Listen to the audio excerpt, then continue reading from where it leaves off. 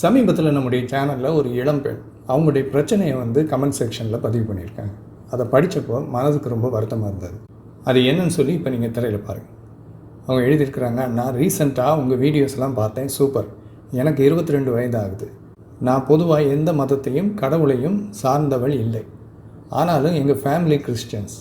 So எனக்கு last 2 மாதமாக ரொம்ப ப்ரெஷர் பண்ணுறாங்க ஞான ஸ்நானம் எடுக்க சொல்லி. எனக்கு இஷ்டம் இல்லை. அதுக்கு கீழே இம்பார்ட்டண்ட் அப்படின்னு சொல்லி வேறு சில விஷயத்தை எழுதியிருக்கிறாங்க. எனக்கு பீரியட்ஸ் ப்ராப்ளம் இருக்குது. ஸோ பிளட் கம்மி ஆகிடுச்சு. 12 ஆண்டுகள் கஷ்டப்பட்ட ஸ்திரீக்கு அங்கவஸ்திரத்தை தொட்டதும் சரியாகிடுச்சான். அதுபோல் எனக்கும் சரியாகும், ஞானஸ்நானம் எடுன்னு கம்பல் பண்ணுறாங்கன்னா. நான் சர்ச்சுக்கு போகலைன்னாலும் வீட்டுக்கு வந்துடுறாங்க. ப்ளீஸ் இதை பற்றி வீடியோ போடுங்க. இப்படி இந்த பெண் ஒரு வேண்டுகோள் வச்சுருக்கிறாங்க எனக்கு. சரி, இந்த பெண்ணுக்கு நான் பதில் கொடுத்துருந்தேன் கமெண்ட் செக்ஷனில், அதையும் பாருங்கள்.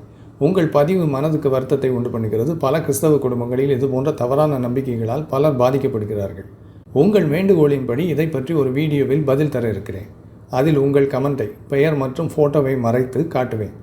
உங்கள் பிரச்சனையை தைரியமாக பகிர்ந்து கொண்டதற்கு நன்றி. அப்போது இந்த பெண்ணுக்கு 22 வயசாகுது. இவங்களுக்கு பொதுவான கடவுள் நம்பிக்கை இல்லை. இருந்தாலும் இவங்க குடும்பத்தில் இருக்கிறவங்களாம் கிறிஸ்தவர்களாக இருக்கிறதுனால இவங்களுக்கு ப்ரெஷர் கொடுத்துக்கிட்டு இருக்கிறாங்க ஞான ஸ்நானம் எடுக்க சொல்லி. அதுவும் இவங்களுக்கு உடம்புல ஒரு பிரச்சனை இருக்குது, பீரியட்ஸில் ப்ராப்ளம். அவங்களுக்கு பிளட்டு கம்மியாகுது. நீ ஞான ஸ்நானம் எடுத்தேன்னா இந்த பிரச்சனை சரியாகிடணும்னு அவங்க சொல்கிறாங்களாம். ஆனால் இவங்களுக்கு விருப்பம் இல்லை. அவங்க கம்பல் பண்ணுறாங்க. சர்ச்சுக்கு போகலைனாலும் சர்ச்சில் இருக்கிற பாஸ்டர்ஸ் வீட்டுக்கு வந்துடுறாங்க. பாஸ்டர்ஸோ அல்லது சர்ச்சில் இருக்கிற லீடர்ஸோ ப்ரெஷர் கொடுக்குறாங்க. அதனால் இதை பற்றி ஒரு வீடியோ போடுங்கன்னு கேட்குறாங்க. அப்போது தன்னுடைய நிலைமையை புரிஞ்சிக்காமல் தன்னுடைய குடும்பத்தில் இருக்கிறவங்களும் அவங்களுடைய சர்ச்சில் இருக்கிறவங்களும் இவங்களுக்கு ப்ரெஷர் கொடுக்கறதுனால இதை பற்றி நான் ஒரு வீடியோவில் பேசினா அது அவங்களுக்கு பிரயோஜனமாக இருக்கும் அப்படின்னு சொல்லி நம்பி என்கிட்ட கேட்டிருக்காங்க. சரி, முதலாவது நாம் இதில் கவனிக்க வேண்டியது என்னென்னா, இந்த பெண்ணினுடைய குடும்பத்தினர் இருக்காங்கல்ல, அவங்களுக்கு இந்த பெண் மேலே அன்பும் அக்கறையும் இருக்குமா அப்படின்னு கேட்டிங்கன்னா நிச்சயமாக இருக்கும். நிச்சயமாக அந்த குடும்பத்தினருக்கு இந்த பெண் மேலே அன்பு இருக்கும், அக்கறை இருக்கும். அதில் எந்த விதமான சந்தேகமும் நமக்கு தேவையில்லை. ஆனால் அந்த அன்பு அவர்களுக்கு இருக்கின்ற மத நம்பிக்கையின் காரணமாக தவறான விதத்தில் செயல்படுது. அதை தான் நம்ம முதல்ல இங்கே கவனிக்கணும். அந்த பெண்ணுக்கு உதவி செய்கிறதுக்கு விரும்புகிறாங்க.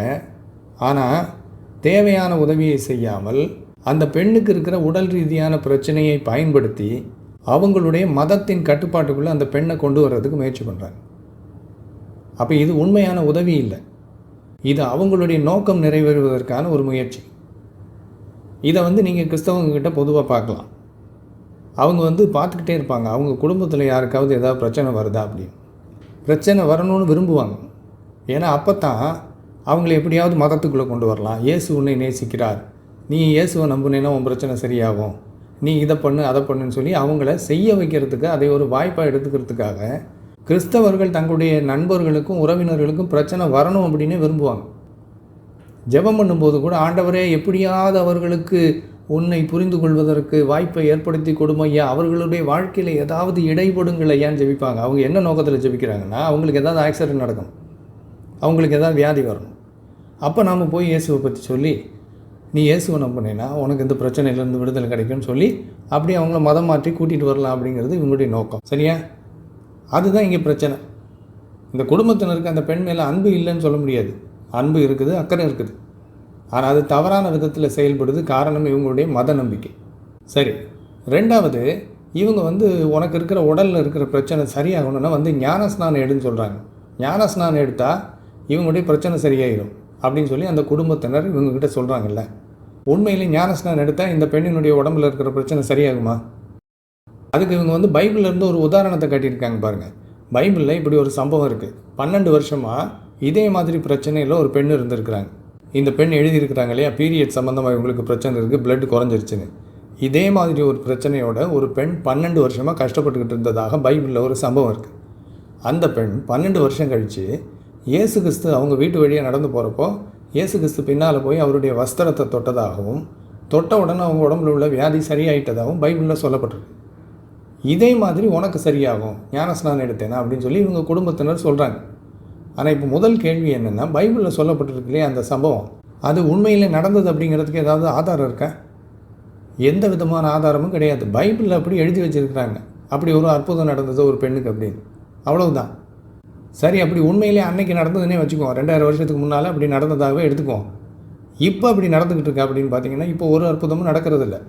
கிறிஸ்தவங்க தான் சொல்லிக்கிட்டு இருக்கிறாங்க, ஏசு அங்கே அற்புதம் பண்ணுறாரு, இங்கே அற்புதம் பண்ணுறாருன்னு. ஆனால் ஒரு அற்புதமும் நடக்கிறதில்ல. அதனால தான் கிறிஸ்தவர்கள் பல பேர் பலவிதமான நோய்களில் வாழ்ந்துக்கிட்டு இருக்கிறாங்க. பல வருஷமாக நோய்களில் கஷ்டப்பட்டுக்கிட்டு இருக்கிறாங்க கிறிஸ்தவர்கள். பல குடும்பங்களில் இளம் வயதினர் இறந்து போகிறாங்க நோய் வந்து, கிறிஸ்தவ குடும்பத்தில். அதுவும் ஊழியம் பார்க்குறவங்க குடும்பத்திலே பிரச்சனைகள் வருது, நோய்கள் வந்து இறந்து போகிறாங்க. அப்போது இயேசு கிறிஸ்து அற்புதம் பண்ணுவார், ஜெபம் பண்ணால், ஞானஸ்நானம் எடுத்தா அப்படின்லாம் இவங்க சொல்கிறது உண்மைக்கு புறம்பான ஒரு காரியம். இப்போ சமீபத்தில் கொரோனா வந்துச்சு இல்லையா, எவ்வளவு கிறிஸ்தவர்கள் உலகம் பூரா இறந்து போனாங்க. அப்படி இருக்கும்போது இவங்க வந்து இயேசுவை நோக்கி ஜெபம் பண்ணேன்னா உனக்கு நோய் குணமாகும்னு சொல்லிக்கிட்டு இருக்கிறது வந்து உலகத்தை ஏமாற்றுகிற வேலை. சரி, இப்போ அடுத்து என்ன நடக்கும் அப்படின்னு பார்த்தீங்கன்னா, இப்போ ஒருவேளை இந்த பெண் வந்து அவங்க சொல்கிறத கேட்டு ஞானஸ்நானம் எடுக்கிறாங்கன்னு வச்சுக்கோங்க. எடுத்தால் அவங்க உடம்புல இருக்கிற அந்த பிரச்சனை சரியாகுமா? சரியாகாது. ஏன்னா ஞானஸ்நானம் எடுக்கிறவங்களுக்குலாம் உடம்புல இருக்கிற வியாதி சரியாகும் அப்படின்னா, ஞானஸ்நானம் எடுத்தவங்களாம் ஏன் வியாதியோடு வாழ்ந்துக்கிட்டு இருக்கிறாங்க? அதுவும் ஞானஸ்நானம் கொடுக்குற பாஸ்டர்ஸ் 45 வயசில் ஹார்ட் அட்டாக்கில் செத்து போகிறாங்க. அப்படி இருக்கும்போது ஞானஸ்நானம் எடுத்தால் உன் உடம்புல இருக்கிற அந்த பிரச்சனை சரியாகும்னு இவங்க சொல்கிறது வந்து மிக அபத்தமான ஒரு காரியம். சரி, அப்போ ஞானஸ்நானம் எடுத்தாலும் இந்த பெண்ணுக்கு இருக்கிற பிரச்சனை சரியாகாது. அப்போ என்ன பண்ணுவாங்க தெரியுமா? நீ 21 நாள் உபவாசம் பண்ணு, அப்போ ஆண்டவர் உன்னுடைய நோயை குணமாக்குவார் அப்படின்வாங்க. அதுக்கும் பைபிளிலிருந்து ஆதாரத்தை காமிப்பாங்க. பைபிளில் இப்படி நடந்திருக்கு, 21 நாள் உபவாசம் செய்த பொழுது கர்த்தர் செயலாற்றினார், அற்புதம் செய்தார் அப்படின்னு சொல்லி ஒரு சம்பவத்தை காமிப்பாங்க. சரி, அப்போ 21 நாள் உபவாசம் ஃபாஸ்டிங் இருந்தால் இந்த பெண்ணுக்கு இருக்கிற பிரச்சனை சரியாகுமா? சரியாகாது. அப்புறம் என்ன பண்ணுவாங்க? நீ நடுராத்திரி 2 மணிக்கு எழுந்திரிச்சு ஜெபம் பண்ணுவாங்க. இதெல்லாம் கிறிஸ்தவங்க கொடுக்குற ஐடியாஸ். 2 மணிக்கு எழுந்திரிச்சு ஜெபிச்சா உடம்புல இருக்கிற வியாதி சரியாகுமா? சரியாகாது, தூக்கம்தான் கெடும். அப்போது அப்படி பண்ணாலும் உடம்புல இருக்கிற பிரச்சனை சரியாகாது. அப்புறம் என்ன சொல்லுவாங்க தெரியுமா? உன்னுடைய ரகசிய பாவங்களை எல்லாம் கர்த்தரிடத்தில் அறிக்கை செய்து அவரிடத்தில் மன்னிப்பு கேள், அப்பொழுது கர்த்தர் உன் பாவங்களை எல்லாம் மன்னித்து உன்னை குணமாக்குவார் அப்படின்னுவாங்க இந்த பெண்கிட்ட. அப்போ பாருங்கள், முதல்ல ஞானஸ்நானம் எடு சரியாகணுவாங்க, சரியாகாது. அப்புறம் உபவாசம் பண்ணு சரியாகணுவாங்க, அதுவும் சரியாகாது. அப்புறமா நீ நடுராத்திரியில் ஜெபம் பண்ணுவாங்க, அதுவும் சரியாகாது. கடைசியாக நீ ஏதோ ரகசியமாக பாவம் பண்ணிகிட்டு இருக்கிற, அந்த பாவத்தையெல்லாம் கர்த்தர்கிட்ட சொல்லி மன்னிப்பு கேளு, மன்னிச்சு கர்த்தர் உன்னை சுகமாக்குவார் அப்படின்னு சொல்லி கதையை முடிச்சிடுவாங்க. அதாவது இனிமேல் உன்னுடைய வியாதி சுகமாகலைன்னா அதுக்கு காரணம் நீ ஏதோ ரகசியமாக பாவம் பண்ணிகிட்டு இருக்கிற, அதனால தான் சொல்லி இந்த பெண்ணை குற்றவாளியாக்கிடுவாங்க. இந்த மாதிரி கிறிஸ்தவர்கள் செய்கிறத நேரடியாக நான் பார்த்துருக்கேன். 20 வருஷம் கிறிஸ்தவனை நான் இருந்தப்போ உடலில் பிரச்சனையோடு இருக்கிறவங்கள மனநோயாளிகளை மாற்றிடுவாங்க இந்த கிறிஸ்தவங்க. இதை வந்து இவங்க தேவனுக்கு செய்கிற ஊழியம்னு நினச்சிக்கிட்டு செஞ்சுக்கிட்டு இருக்கிறாங்க. தயவு செய்து இந்த குடும்பத்தாருக்கு ஒரு வேண்டுகோள் வைக்கிறேன். நீங்கள் உங்கள் மகளை நேசிக்கிறீங்க அப்படிங்கிறத யாரும் மறுக்க முடியாது. உங்களை போல் உங்கள் மகன் மேலே அக்கறை யாருக்கும் இருக்காது. ஆனால் அந்த அக்கறை சரியான விதத்தில் வெளிப்படுதா அப்படிங்கிறதெல்லாம் இப்போ பிரச்சனை இருக்குது. உங்கள் பெண்ணுக்கு இப்போ தேவை மருத்துவ சிகிச்சை, மத அழுத்தம் அல்ல. ஒருவேளை மருத்துவ சிகிச்சை அவ்வளவு எதிர்பார்த்தபடி பலன் கொடுக்கலன்னா உங்களுடைய அரவணைப்பு தான் அவருக்கு இப்போ முக்கியமாக தேவை. அதனால் தயவு செய்து அவரை மதமாற்றம் பண்ணுறதுக்கு நீங்கள் எடுக்கிற முயற்சியெல்லாம் நிறுத்திட்டு உண்மையிலே அவருக்கு இப்போ என்ன தேவையோ அதை நீங்கள் கொடுங்க. நன்றி.